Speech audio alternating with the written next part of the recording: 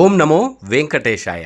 ఆ స్వామివారిని తొలి ఏకాదశి పర్వదినం రోజున దర్శించుకోవడానికని ఇక్కడ కొలువైన ఆ వెంకటేశ్వర స్వామివారి దర్శనానికి వచ్చాను. ఎప్పటి మాదిరిగానే గర్భగుడిలో ఆ వెంకటేశ్వర స్వామివారిని చూడగానే నాకు ఎక్కడ లేని అమితమైన ఆనందంతో ఆశ్చర్యానికి గురయ్యాను. ఆ స్వామివారు ఎప్పుడు చూసినా వివిధ బంగారు ఆభరణాలు ధరించి, పట్టు వస్త్రాలు ధరించి, తులసీ దళాలు, మల్లెలు, చామంతులు, ఎదుగు భుజాలతో, విశాలమైన నేత్రాలతో ఆ స్వామివారి దర్శనం అగుపిస్తూ ఉంటుంది. కానీ ఈరోజు తొలి ఏకాదశిని పురస్కరించుకొని ఆ స్వామిని సింధూరంతో అలంకరించారు.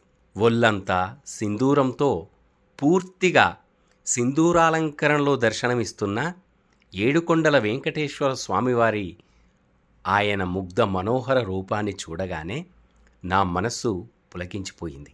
రెండు చేతులెత్తి నమో గోవింద ఆపద మొక్కులవాడ అనాథ రక్షక పాహిమాం పాహిమానని ఆ స్వామిని భక్తితో వేడుకున్నాను. మీరందరూ కూడా సింధూరంతో అగుపిస్తున్న ఆ ఏడుకొండల వెంకటేశ్వర స్వామిని దర్శించుకుంటారని ఇలా వీడియో తీసి పెట్టడం జరిగింది.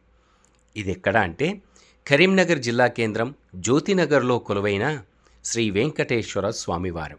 మీరందరూ కూడా సింధూర వర్ణంతో అగుపిస్తున్న వెంకటేశ్వర స్వామివారిని దర్శించుకొని నమో గోవింద అని భక్తితో మొక్కుకోండి.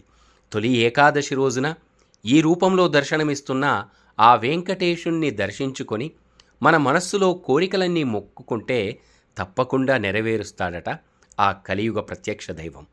మన ఛానల్ని సబ్స్క్రైబ్ చేయండి, షేర్ చేయండి, నమో గోవింద అని కామెంట్ కూడా చేయండి.